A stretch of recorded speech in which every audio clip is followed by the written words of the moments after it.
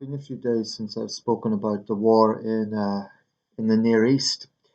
There's a lot of titles this war could be given: the Israel-Hamas war, the October 2023 war, given the time that it started. But the war in the Near East would suffice for now, I think. Um, I could say the war in the Holy Land, but it's not much holy going on there right now. I'll tell you my honest gut feelings at this point. I think there has to be a humanitarian truce. Perhaps not a full ceasefire, because the argument is that if there's a full ceasefire, it just goes back to square one. Hamas will continue firing rockets at Israel, and the whole thing begins again. A truce isn't a permanent peace either, of course, but it's not that sort of caveat of, well, we'll just go back to square one. It's purely a truce to allow medicine, food, and aid in. Now, I'm well aware that Hamas, siphons off fuel, for example, when fuel trucks go in there, and they have abused the humanitarian aid that's went into Gaza. But I think Israel is being a bit reckless in terms of the optics here. I think Israel is failing to understand that it's losing support. And I think that Israel is acting out of blind fury. And that's understandable when you consider how horrible the events of October 7th were. But the reality is, the more civilians die in Gaza, the more Israel will be vilified. Now, I saw an interview on CNN about an hour ago. The son of Elie Wiesel, the Holocaust survivor and Nazi hunter, was talking about the anti Semitism on campus. And he also took issue with how the term genocide is used, because it refers to a very specific killing of civilians deliberately as a way of trying to wipe out a population. And he took issue with this because he says it doesn't apply in what's happening in Gaza. I think he's right in the sense that that isn't the intention of Israel. There isn't an intention to kill all Palestinians. But even if you take the Gaza Health Ministry's figures with a pinch of salt, in the sense that they may not be overly reliable, because everything in Gaza is controlled by Hamas ultimately. I think whether it's 11,000 or lower, 7 or 8,000, whatever the true figure is, I think it's very, very obvious that a lot of civilians have died in Gaza, including many, many children. And I don't think that's hyperbole, because Gaza has a young population. And it's horrible. Now, there is an argument that a nation state taking a military campaign in a populated area against a terrorist group is different from that terrorist group deliberately targeting civilians. But a civilian death is a civilian death. That's a basic truth as well, right? A civilian death is a civilian death. And Israel can say it's not targeting civilians, but they must know that then when they hit a refugee camp, when they hit hospitals, when they hit ambulances, civilians will die. And of course, there's going to be Hamas fighters among them. Of course, there's going to be Hamas commanders in there. But I really think that this strategy that Israel's taking, this kind of scorched earth strategy, it really is starting to look like collective punishment, even if that's not the intention. And I was disgusted by what Hamas done. I still am, and I'm disgusted by those in these rallies who are praising Hamas. And unquestionably, there is an ugly side to those pro-Palestinian rallies. Unquestionably, there's anti-Semitism in there. There is Hamas support in there, and I think there's anti-Western sentiments in there, anti-British sentiments as well. But you'd have to be made of stone to look at what's happening in Gaza and not feel uneasy about it, at the very least. And I think Israel's making a mistake with its total war approach. Everyone basically at this point is calling for truce. Uh, you know, the Americans are, the British are. I'm talking about Israel's allies here. The French are. Netanyahu's approach is just like a scorched earth policy would just go to basically flatten Gaza to defeat Hamas. But the problem is, there's another issue with all of this, of course. The more Palestinian civilians die, the more, it will breed generational hatred of Israel. So whilst Hamas is what it is, its stated policy is the destruction of Israel and the destruction of Jews. It's like if you cut off the head of a snake, then it grows a new head, kind of thing. Um, I don't propose that there's any easy answers to this. I think Hamas should be destroyed. I don't think Israel should, have a ceasefire with Hamas. That's absurd. I mean, that's like asking the Americans to have a ceasefire with Bin Laden after 9/11. It's very unreasonable and it's not realistic. But a Palestinian child is not a Hamas fighter. And Israel can say Hamas hides among civilians, and they do, but I just think refusing a humanitarian truce just to allow aid in, it's stupid of Israel to do that because it will allow Israel's enemies to paint them as the villains. And all these Palestinian rallies are kind of censoring or whitewashing what happened on October the 7th. They're forgetting that this war was started by Hamas.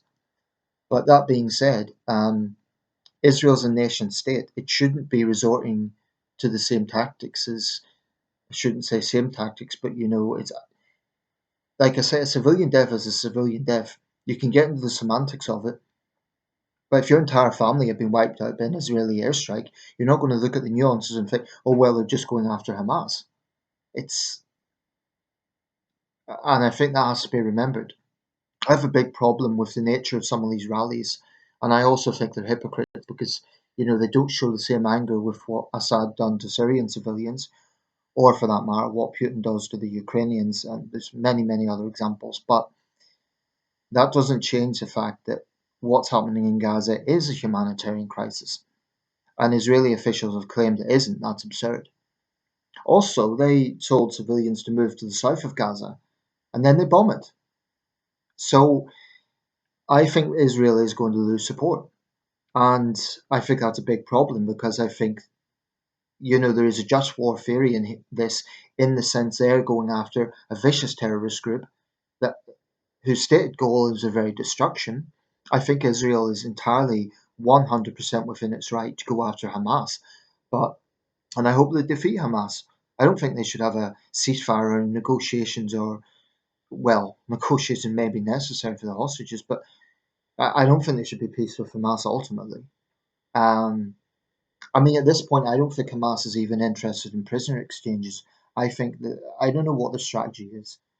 I wouldn't put past Hamas to basically hope that more civilians die, so that they can, stoke up the indignation against Israel. I think, it's good for Hamas that civilians are dying in the sense that it's propaganda for them. I honestly don't think Hamas commanders give a damn about Palestinian civilians. I don't think Ismail Haniyeh in Istanbul gives a damn about how many Palestinian children die. I think, they see it as good PR because it gets them to, enables them to show Israel as a villain. But Israel has to be smart about this. As Washington has said, very accurately, Israel has to be careful not to be blinded by its fury. After 9/11, and I'm making that analogy because this, what happened on October the 7th really is Israel's 9/11. Um, America was outraged, it was furious, and it went hard after bin Laden and Al Qaeda. Now, there could be all sorts of debates about the war on terror and the Bush doctrine, but Bush, to his credit, didn't say this is a war against the Islamic world. He didn't say all Muslims are our enemies. Now, Netanyahu hasn't said all Palestinians are our enemies, but I think some of the language that he's used has been inflammatory in the sense that it's went beyond just indignation at Hamas. I do think that Israel is making a mistake with some of its approach to this. I think they should be clear that their focus is to go against Hamas and to free the hostages. That's another thing. Um, I mean, Netanyahu's saying there should be no ceasefire until all the hostages are freed, but many of the families of the hostages are now feeling abandoned. They're feeling that Netanyahu's not prioritizing the release of the hostages, but just flattening Gaza. So as a strategy, I don't know. I'm not a military tactician, but I question how effective that would be. I mean, bombing those buildings on the surface isn't going to destroy the tunnels where the hostages are believed to be. All it's going to do is kill a lot of civilians. And Israel can say it's not deliberate, it's targeting Hamas, Hamas hides among civilians, all that's true.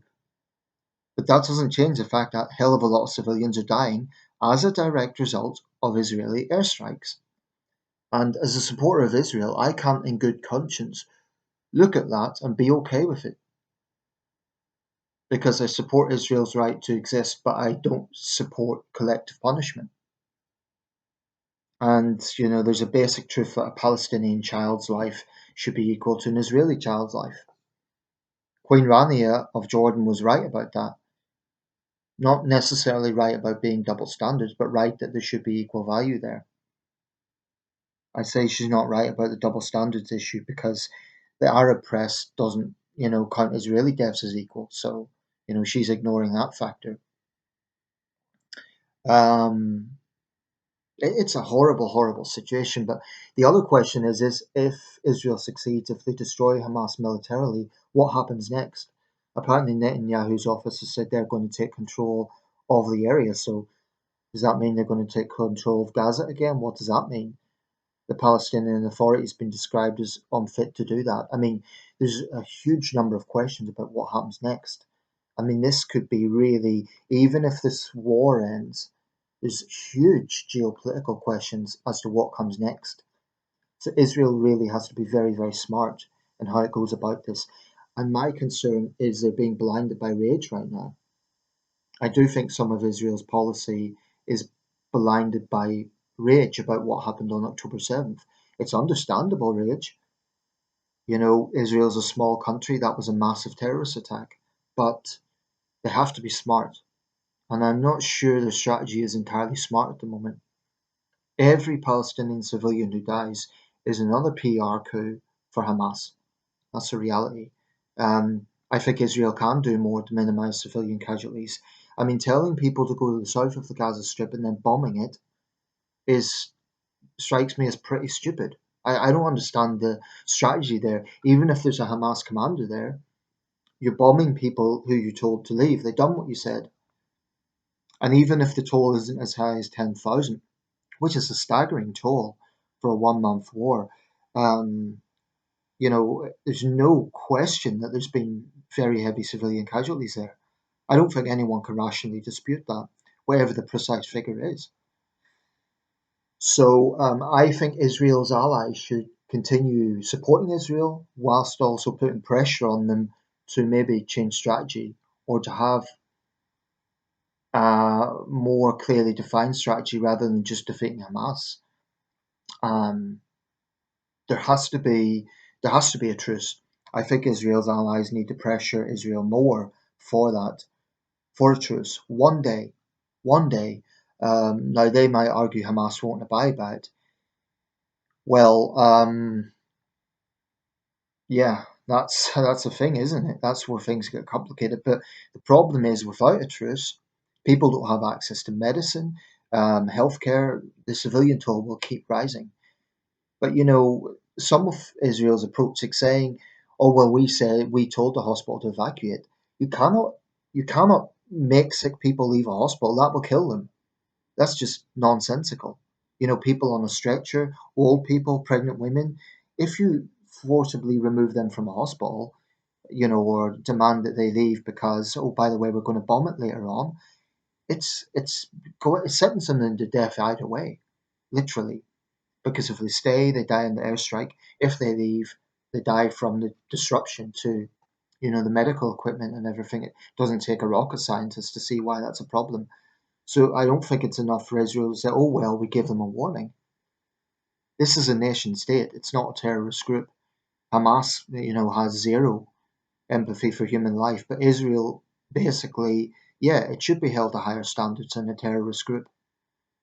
That's my take. It's a horrible situation. I still think that there is a very ugly side to some of these demonstrations, and I think the police should, in London and elsewhere, they need to crack down on the Islamists in our midst masquerading as pro-Palestinian demonstrators. I'm not saying every pro-Palestinian demonstrator is an Islamist, but frankly, there is a very ugly contingent there, without question. I mean, someone who's going to rip down a poster of a kidnapped Israeli child is an extremist, and they should be treated as such. But, I'm not going to condemn people for being concerned about what's happening there. If someone had family in Gaza, I wouldn't blame them for being very worried and angry about Israel's approach. But this is a horrible, horrible situation.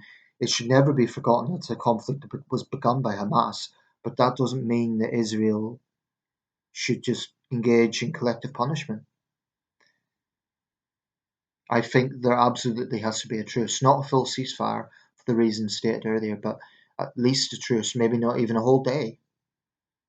At least, at very least, a few hours just to get medicine in there to ensure for NGOs to ensure it reaches civilians. That is the least Israel can do in this circumstance. And they will say it's not our obligation to aid the enemy. But then it gets into the question, well, you say that Hamas is your enemy, not the Palestinian people. So prove it. Don't refuse this humanitarian truce. I think this is where I do have a problem with Israeli policy. Just point blank refusing humanitarian truce. That's just plain wrong.